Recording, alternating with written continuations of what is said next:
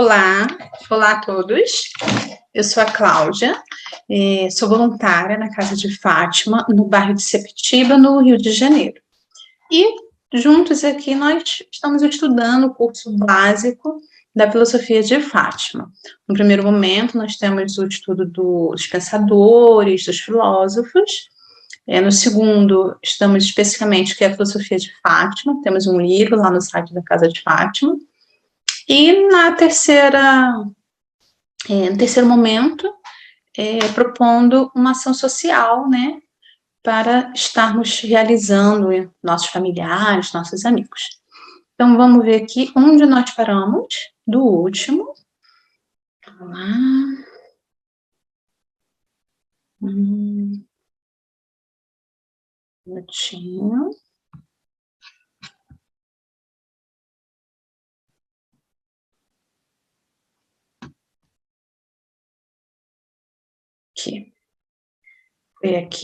Fui na página 186.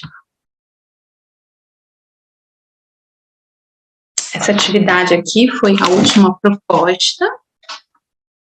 Então, agora nós damos continuidade aqui, o estado. Então, vamos lá. Vou aumentar um pouquinho, que eu gosto de aumentar para ficar mais fácil a leitura. Então, vamos dar juntos. Para Maquiavel, o conflito que existe entre os homens é o que fundamenta a ação política. Tendo em vista a liberdade, exige-se a administração dos conflitos, de tal modo que não se permita o crescimento do poder de um determinado grupo em detrimento de outro, que levaria à perda da liberdade. Para Maquiavel, os homens não desejam a liberdade do mesmo modo e também a liberdade é objeto de uma paixão. Alguns querem liberdade para estar seguros e outros para dominar. Por isso, tudo o que é capaz de unir os homens e de subtraí-los ao temor que eles se inspiram mutuamente é, portanto, um bem. A política é sua prática, pois se trata de uma arte cujo objetivo é garantir para sempre a tranquilidade do Estado e a felicidade das pessoas. Nada faz com que um príncipe seja mais estimado do que os grandes empreendimentos e os altos exemplos que dá. Vamos lá, descer um pouquinho. Estes empreendimentos referem-se às grandes conquistas militares e aos exemplos do seu poderio. Orienta ainda que é muito útil também para o príncipe dar algum exemplo notável de sua grandeza no campo da administração interna. Maquiavel alerta que nenhum Estado deve crer que pode sempre seguir uma política segura, mas, ao contrário, deve pensar que todos os caminhos são duvidosos. Para bem administrar o Estado, é preciso entender a natureza das coisas, o fato de que não se consegue evitar uma dificuldade sem cair em outra. A prudência do príncipe consiste em saber reconhecer estas questões e escolher entre o que é menos mal para a sociedade. Por fim, Maquiavel propõe o apreço pelas virtudes e praticamente uma participação popular, de tempos em tempos, construindo assim a ideia de solidariedade e generosidade por parte do príncipe. Vejamos o texto. Então, coloco o texto. Os príncipes devem mostrar também apreços pelas virtudes, dar oportunidade aos mais capazes e honrar os excelentes em cada arte. Devem, além disso, incentivar os cidadãos a praticar pacificamente sua atividade no comércio, na agricultura ou em qualquer outro ramo profissional, assim que uns não deixem de aumentar seu patrimônio pelo temor de que ele seja retirado o que possuem, e outros não deixem de iniciar um comércio, com medo dos tributos. Devem os príncipes, ao contrário, instituir prêmios para quem é ativo e procurar de um modo ou de outro melhorar sua cidade ou estado. Além disso, precisam manter o povo entretido com festas e espetáculos nas épocas convenientes. E como toda cidade se divide em corporações ou em classes, devem dar atenção a todos esses grupos, unir-se com seus membros de tempos em tempos, dando-lhes um exemplo da sua solidariedade e munificência, guardando sempre, contudo, sua dignidade majestosa, que não deve faltar em nenhum momento. Para o pensador italiano Antonio Gramsci, posso ter errado, peço perdão. Em todo o livro, Maquiavel mostra como deve ser o príncipe para levar um povo à fundação do novo Estado. E o desenvolvimento é conduzido com rigor lógico, com relevo científico. Maquiavel trata com seriedade a política e sente-se parte do povo que ele supõe constituirá este novo Estado. Como esclarece Gramsci, Maquiavel faz povo, confunde-se com o povo, mas não com o povo genericamente entendido, mas com o povo que Maquiavel convenceu, com seu desenvolvimento anterior, do qual ele se torna e se sente consciência e expressão, com o qual ele se sente identificado. Neste sentido, toda lógica em Maquiavel parece atender a uma reflexão do povo, tem um raciocínio interior que se manifesta na consciência popular e acaba num grito apaixonado imediato. No pensamento transmissiano, há uma verdadeira perspectiva de manifesto político na obra de Maquiavel. Não é algo que vem de fora, de teórico, de tratados políticos, mas do próprio pensamento popular interpretado por Maquiavel. Ainda com Gramsci, podemos entender que a doutrina, podemos entender que a doutrina de Maquiavel não era, no seu tempo, uma coisa puramente livresca, um monopólio de pensadores isolados, um livro secreto que circula entre iniciados, escrevendo coisas aplicáveis. Maquiavel pretende ensinar, educar, mas não a quem já sabe ou que estaria numa elite dominante, necessariamente. Para Gramsci, não parece o intento de Maquiavel. O que ele propõe vai além, tem propósito maior. Vejamos as palavras do próprio Antônio. Pode-se, portanto, supor que Maquiavel tem em vista quem não sabe, que ele pretende educar politicamente quem não sabe. Educação política não negativa dos que odeiam tiranos, como poderia entender Fóscolo, mas positiva, de quem deve reconhecer como necessários determinados meios, mesmo se próprios dos tiranos, porque deseja determinados fins. E nasceu na tradição dos homens de governo, absorvendo todo o complexo da educação no ambiente familiar, no qual predominam os interesses dinásticos ou patrimoniais, adquire quase que automaticamente as características do político realista. Quem, portanto, não sabe? A classe revolucionária da época, o povo e a nação italiana, a democracia urbana que se exprime através dos Savonarola e dos Pier Santorini, e não dos Castruccio e dos Valentino. Pode-se deduzir que Maquiavel pretende persuadir estas forças da necessidade de ter um chefe que saiba aquilo que quer e como obtê-lo, e de aceitá-lo com entusiasmo, mesmo se suas ações possam estar ou parecer em contradição com a ideologia difundida na época, a religião. Em Maquiavel, há uma construção da política de forma autônoma, fundada na realidade, mas também na necessidade de mudar esta realidade para conseguir um intento maior, a unificação da Itália e a fundação do Estado italiano. Maquiavel e a história como método. Vamos lá, descer um pouquinho, tá bom.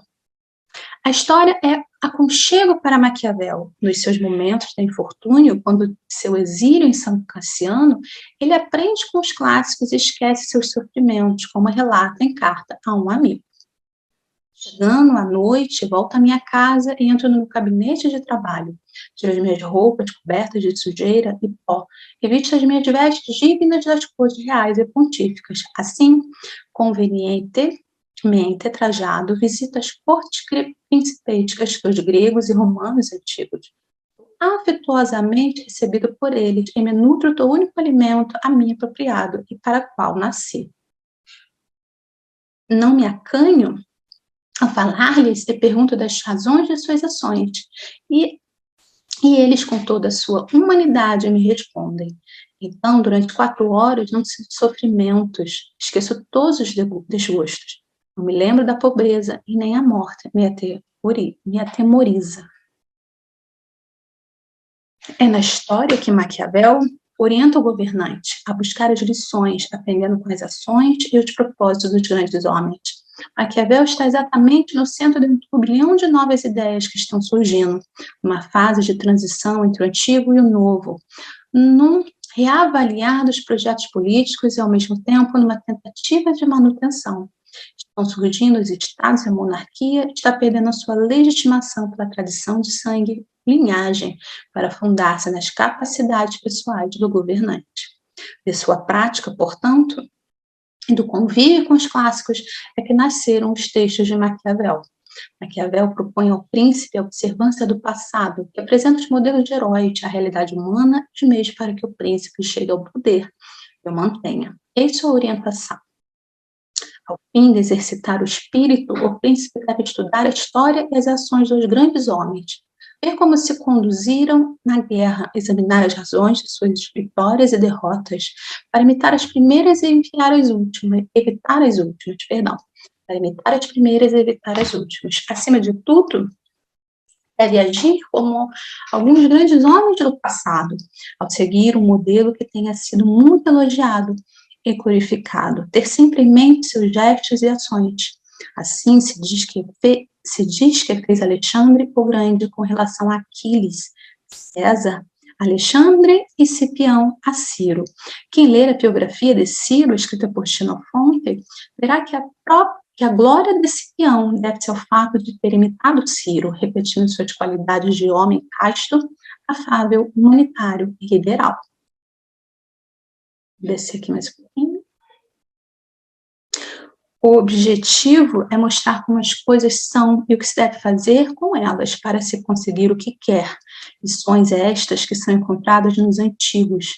Enquanto a religião exige um pelos, um fim a ser atingido, uma recompensa, na concepção maquiaveliana, o que existe é uma condição cíclica, onde as experiências do passado se repetem e os homens trilham quase sempre o mesmo caminho. É da natureza humana.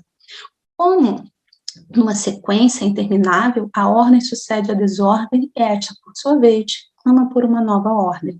Como, no entanto, é impossível extinguir as paixões e os instintos humanos, o ciclo se repete. O tempo vai e volta e no presente repete-se as lições do passado. Quem for bom observador verá que as coisas já ocorreram de outra forma, mas com o mesmo sentido. O método maquiavélico apoia-se na história e tem seus fundamentos em Políbio, historiador romano. Podemos constatar isto no fragmento do próprio Políbio, apresentado por Piske. Esse aqui é próprio da história conhecer primeiramente a veracidade dos acontecimentos que efetivamente ocorreram, em segundo lugar, descobrir a causa pela qual as palavras ou atos resultam finalmente em fracasso ou sucesso. Com efeito, um simples relato pode ser correto sem ter nenhuma utilidade. Acrescenta-se-lhe, em compensação, a disposição da causa, e a prática da história torna-se fecunda, buscando as analogias para aplicá-las a nossos problemas atuais. Encontramos meios e indicações para prever o futuro. O passado nos protege, como nos fornece um modelo, permitindo-nos realizar nossas empresas sempre mais confiantes. A semelhança com a perspectiva maquiaveliana é inevitável.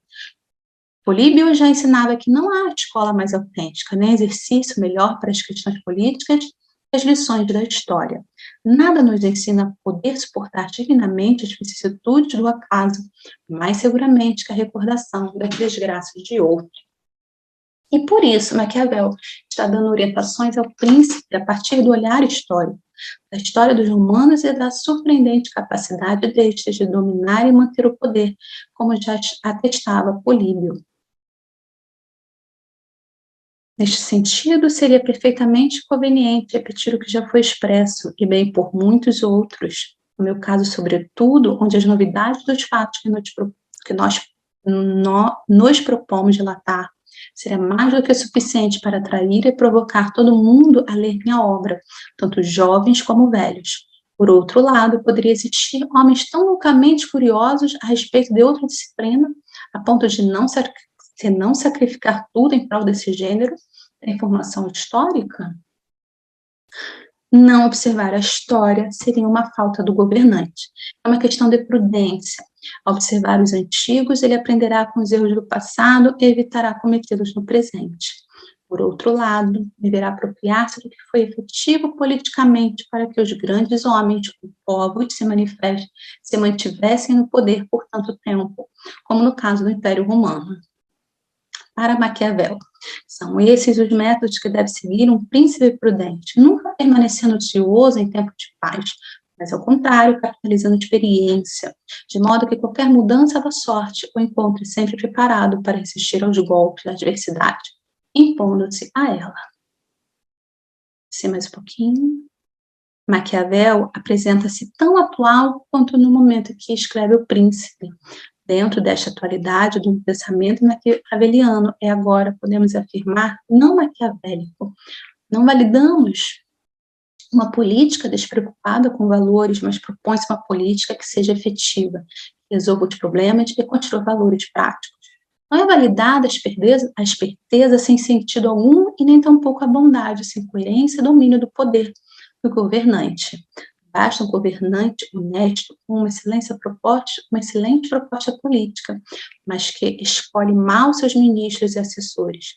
Nesse sentido, tratar dos problemas políticos atuais, à luz da leitura do pensamento de Maquiavel, parece-nos uma indispensável contribuição para entendermos a política de forma mais real, ou seja, como ela é, como se faz, como se costura em conchavos e alianças.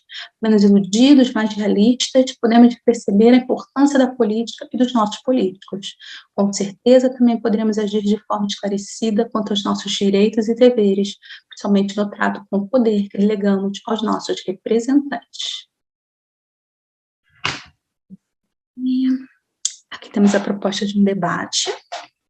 Em pequenos grupos, discutir e responder as questões abaixo. Que relação pode ser estabelecida entre a história recente dos regimes totalitários e a filosofia de Maquiavel? Discuta a afirmação: todo homem busca por natureza o poder. A partir das discussões e anotações utilizadas de cada grupo, fará uma apresentação. Então, está aí duas questões, né, duas propostas que a gente pode fazer tanto, como a gente sempre coloca aqui, nossos familiares ou grupos de amigos, quem está compartilhando do estudo. Vamos continuar. Temos umas referências bibliográficas. Peraí, vamos descer mais um pouquinho. Iniciamos um novo capítulo. Política e violência. O Estado detém o monopólio do uso da força, considerado legítimo na medida em que é necessário para a manutenção da ordem e da segurança.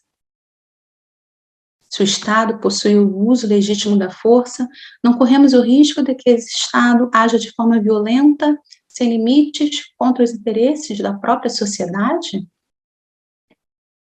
Aqui uma proposta de debate, em pequenos grupos de disputa as questões a seguir. O Estado brasileiro defende os interesses da sociedade em geral, por quê? Exemplos da história do Brasil em que o Estado brasileiro usou da força violenta para manter a lei e a ordem. Analise o papel do Estado junto à sociedade brasileira. Apresente as conclusões do grupo à turma. Então, tá aí, muito sobre sociedade, sobre Estado, né? Em continuidade, o Estado como detentor do monopólio da violência. As teorias sobre o Estado constituem-se num legado histórico importante para a compreensão da violência. Max Weber foi um dos autores que refletiu sobre o processo de organização do Estado moderno e acentuou que se trata de uma instituição que detém uma autoridade sobre os cidadãos, bem como controla todas as ações que ocorrem em sua jurisdição ou em seu território. No espaço, por ele controlado, como já citamos, o Estado detém o monopólio do uso da força, considerado legítimo na medida em que é necessário para a manutenção da ordem e da segurança. A propósito polêmica, à medida em que não há mecanismo de controle do uso da força, cabe distinguir a cada ação o uso legítimo da força e o abuso de poder. É bastante complicado. E quem decidirá sobre a intensidade da força e qual momento de utilizá-la? Alguns são mais iguais que outros. Karl Marx, na sua crítica à sociedade burguesa salienta que, em uma sociedade fundada na desigualdade econômica e social, as garantias de liberdade e segurança do cidadão, o Estado deve suprir, tornam-se, na maioria das vezes, apenas garantia da propriedade. Em A Questão Judaica, Marx reflete sobre os conceitos de liberdade e igualdade gerados no bojo da Revolução Francesa de 1789, concluindo que tanto a existência quanto a defesa da propriedade privada, no contexto das constituições geradas no processo de revolução burguesa, limitam a vivência da liberdade e tornam a igualdade apenas um elemento formal que dissimula a desigualdade realmente existente, ou seja, a igualdade proposta pela burguesia e, primeiramente, a igualdade na troca. É baseada no contrato de cidadãos livres e iguais, e também a igualdade jurídica e a lei é igual para todos e todos são iguais perante a lei. Sabe-se hoje que a igualdade jurídica esconde, na verdade, a desigualdade dos indivíduos concretos. É a liberdade individual com a sua aplicação, que forma a sociedade burguesa. Faz com que cada homem seja nos outros homens, não a realização, mas antes a limitação da sua liberdade. Proclama, antes de tudo ou mais, o direito de usufruir e de dispor a sua vontade de seus bens, os seus rendimentos, do fruto do seu trabalho e da sua indústria. Restam ainda os outros direitos de homem, a igualdade e a segurança. A palavra igualdade não tem aqui um significado político, é simplesmente a igualdade de liberdade, acima definida. Todos os homens são igualmente considerados como mônada fechada sobre si própria. A Constituição de 1795 determina o sentido desta igualdade. Artigo 5º. A igualdade consiste no fato que a lei será a mesma para todos, quer proteja, quer puna. E quanto à segurança, segurança é a mais elevada noção social da sociedade burguesa, a noção de polícia. A sociedade inteira só existe para garantir a cada um de seus membros a conservação da sua pessoa, dos seus direitos e das suas propriedades. Se pensarmos na sociedade brasileira, a perceberemos como uma sociedade autoritária e hierarquizada, em que os direitos das pessoas não existem. Não existem para a elite porque ela não precisa, pois tem privilégios. Do latim, privilegium, lei especial. Vantagem concedida a alguém com exclusão de outros e contra o direito comum, está acima de qualquer direito. Não existe para a grande massa da população que é pobre, desempregada e despossuída, pois suas tentativas de consegui-los são sempre encaradas como caso de polícia e tratadas com rigor do aparato repressor do Estado, quase onipotente.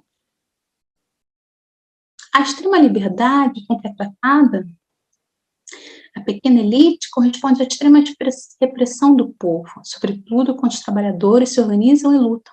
Episódios recentes de nossa história revelam que nem mesmo a vida humana é encarada com alguma seriedade.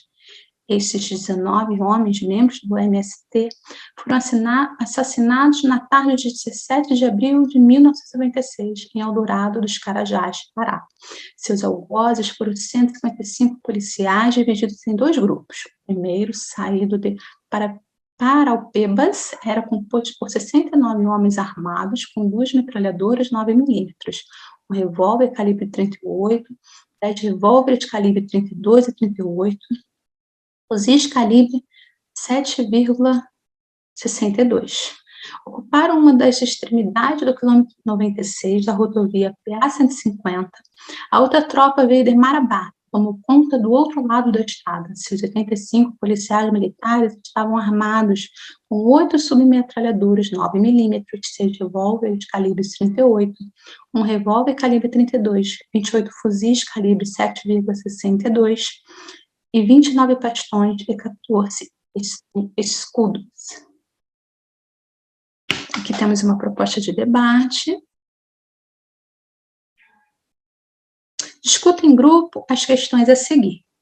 No Brasil, a lei aplicada a todos de forma igual justifica a sua resposta. Na avaliação do grupo, no fato apresentado, Chacina de Eldorado dos Carajás, a polícia cumpriu seu papel, por quê? Foi o papel do Estado no episódio do Eldorado dos Carajás. quais são os princípios que fundamentam a luta dos trabalhadores sem terras no Brasil. Então, está aí, presente as conclusões da turma, para debatermos, né? Então, algumas propostas aí de perguntas, reflexão. Então, vamos parar por aqui hoje. Deixa eu ver aqui a página 196. Vamos parar essa primeira parte. Na próxima aula, damos continuidade aqui, origem da violência. Deixa eu voltar aqui para... Pronto. Então, por hoje, nós terminamos essa primeira parte. Agora, nós vamos para a segunda parte, que estudamos especificamente o que é a filosofia de Fátima. O livro que nós estamos acompanhando aqui, toda a aula, está lá no site da Casa de Fátima, www.casadefatima.org. Pode tanto ser baixado gratuitamente, quanto ser lido online mesmo. Então, vamos ver aqui. Para darmos continuidade a esse nosso estudo.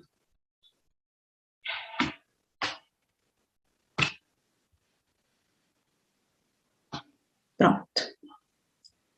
Então, hoje é a nossa filosofia ação. Deixa eu só confirmar aqui.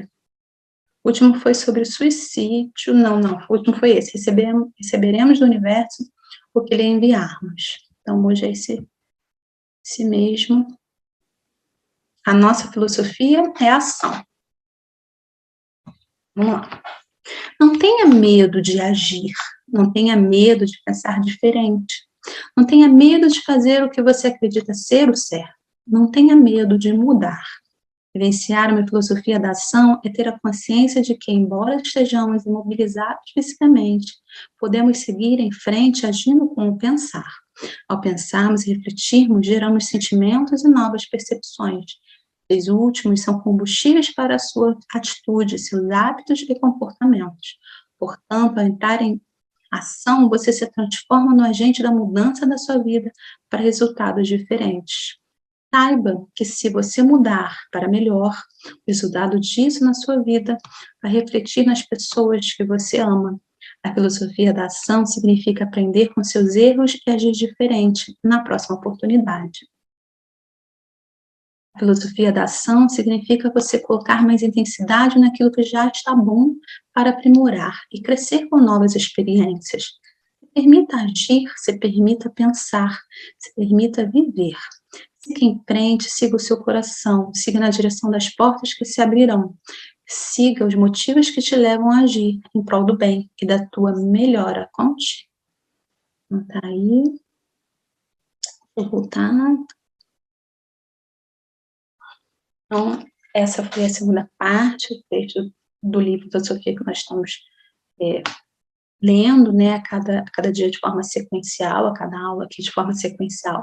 Hoje falou sobre a ação, né, para realmente irmos atrás, tanto a ação nas atitudes, né, também no pensar, como foi colocado.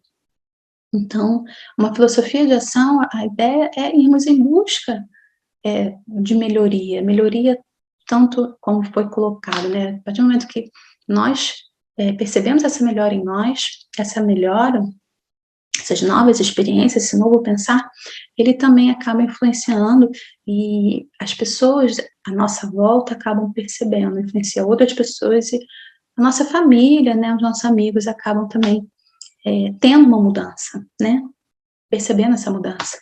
Então é isso, agora no final, nós sempre colocamos aqui uma proposta de ação social. Vou ainda no mesmo pensamento dos moradores de rua, na mesma proposta de moradores de rua.